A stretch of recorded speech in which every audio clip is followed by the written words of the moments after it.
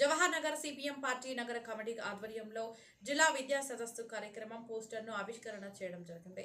ఈ యొక్క కార్యక్రమంలో సిపిఎం నగర కార్యదర్శి శివనారాయణ గారు మాట్లాడుతూ 30/8/2026 రోజున జిల్లా విద్యా సదస్సు పుచ్చలపల్లి లీలా Sundarayya function hall Pragathi Nagar Bachupally Medchal district లో జరుగుతుంది. ఈ యొక్క విద్యా సదస్సుకు మేధావులు, ఉద్యోగులు, రాజకీయ నాయకులు, కవులు, కార్మికులు, విద్యార్థులు అధిక సంఖ్యలో పాల్గొనాలని తెలియజేశారు.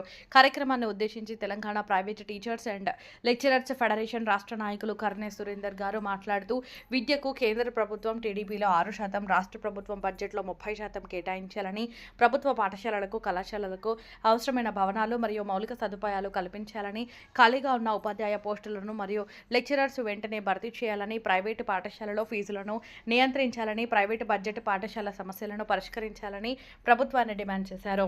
ఈ కార్యక్రమంలో సిపిఎంఎల్ చంద్ర పుల్లారెడ్డి వర్గం జాతీయ కార్యదర్శి షేక్ శివాలి గారు, సిపిఎం నగర నాయకులు నగేష్ గారు, సంధ్య గారు, ముస్లిం వెల్ఫేర్ అసోసియేషన్ నాయకులు టి కాళేష్ గారు, జావీద్ గారు తదితరులు పాల్గొన్నారు. అడిగేవాడు ఎవడు ఉంటాడని చెప్పి ఈరోజు మొత్తం కూడా మాఫియా గుండాలన్నీ కలిసి కూడా ఈరోజు ఈ విద్యా విధానాన్ని మొత్తం ప్రైవేటైజేషన్ చేస్తామని, ఈ విద్యా విధానాన్ని ఒకటే కాదు, ఆసుపత్రులు మొత్తం కూడా ఈరోజు ప్రభుత్వ ఆసుపత్రుల్లో మొత్తం నిర్వీర్యం చేసేసి వాటికి బడ్జెట్ కేటాయించకుండా, విద్యకు బడ్జెట్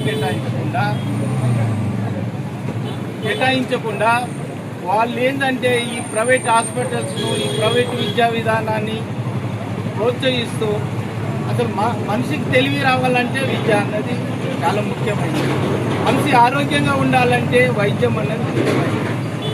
ఈ రెండుటిని కూడా వీళ్ళు మొత్తం కూడా మాఫియా చేతులలో తీసుకొని దీన్ని నిర్వీర్యం చేస్తూ ఈ రాష్ట్రంలో కానీ, ఈ దేశంలో కానీ ఈ మోడీ ప్రభుత్వం వచ్చినాక అసలు విద్యా విధానానికి కేటాయించే ఏదైతే బడ్జెట్ ఉందో దాన్ని మరీ తగ్గిస్తూ, దాంట్లో భాగంగా రాష్ట్ర ప్రభుత్వాన్ని కూడా తగ్గిస్తూ ఈ విద్యా విధానాన్ని మొత్తం కూడా దాన్ని నిర్వీర్యం చేస్తూ ఈరోజు ప్రజలను మొత్తం కూడా వాళ్ళు చేస్తున్న కష్టంలో, ప్రజలు చేస్తున్న కష్టంలో సగభాగం విద్యార్థులకు, సగభాగం వైద్యానికి పెట్టడమే జరుగుతూ ఉంది. దానివల్ల ఏంటంటే ప్రజలంతా కూడా ఒక విధంగా వాళ్ళ దీనందిన పరిస్థితి మొత్తం కూడా అదొక దీనిలాగా ఉంది. కాబట్టి రేపు జరగబోయే విద్యా సదస్సు ఏదైతే ఉందో లీలా సుందరయ్య భవన్లో అందరూ దీన్ని జయప్రదం చేయాలని చెప్పి జవహర్ నగర్ కమిటీగా నేను కోరుకుంటున్నాను. సిపిఎం పార్టీ మేడ్చల్ జిల్లా కమిటీ ఆధ్వర్యంలో ఈ యొక్క విద్య మీద సదస్సు ఏర్పాటు చేశారు.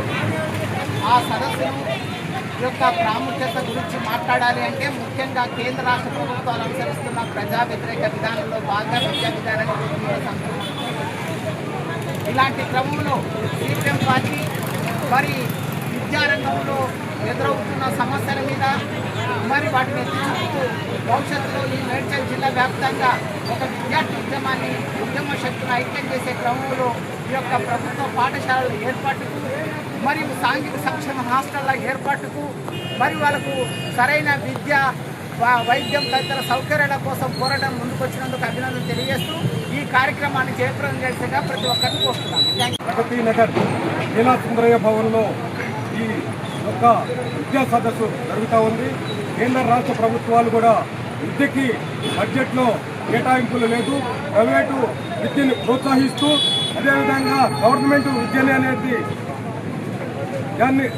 విద్యని లేకుండా చేస్తామన్నారు.